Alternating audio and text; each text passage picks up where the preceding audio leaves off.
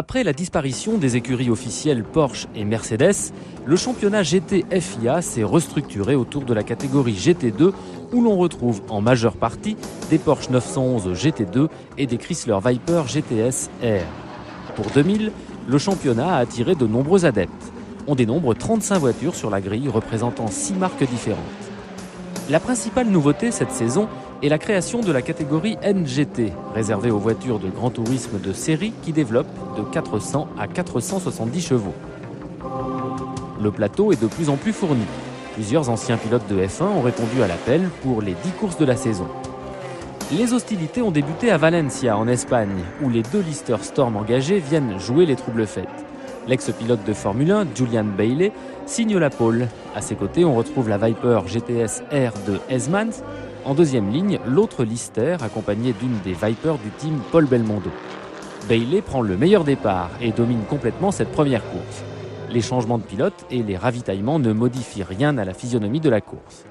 L'équipe Bailey-Campbell-Walter remporte la première manche devant Belmondo-Voss, deuxième, et De Richbourg-Gosselin, troisième. La paire Guélard-Bouchu s'impose en catégorie NGT. Deuxième rendez-vous, Estoril au Portugal, sous des trompes d'eau. Visiblement, l'homme à battre en ce début de saison s'appelle Julian Bailey, avec une nouvelle pole. Les deux Lister sont en tête devant les deux Vipers du team Belmondo. Les conditions de pilotage sont épouvantables. On ne compte plus les sorties de route. Dès le 13e tour, le safety car entre en piste, espérant que le ciel veuille bien se calmer. 11 tours plus tard, les organisateurs sortent le drapeau rouge, la course est finie. L'équipe magique Bailey-Campbell-Walter prend le large au championnat grâce à cette curieuse victoire. Belmondo-Voss et De Richbourg-Gosselin se classent respectivement 2e et 3e. Nouvelle victoire de Bouchu-Guélard en NGT.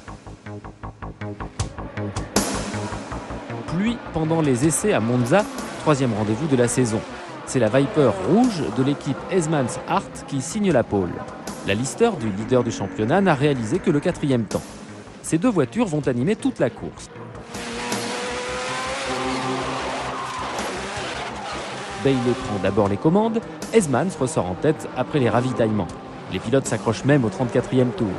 Finalement, la victoire revient à la Viper d'Heismans-Hart devant la Porsche de Volek-Kaufmann et la Lister de Bailey-Campbell-Walter.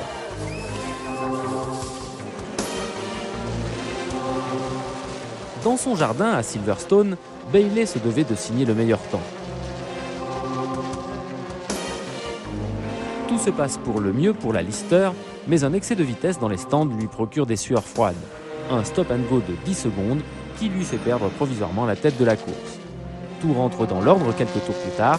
3e victoire de Bailey-Campbell-Walter devant deux Vipers. Prochaine épreuve en Hongrie cet été.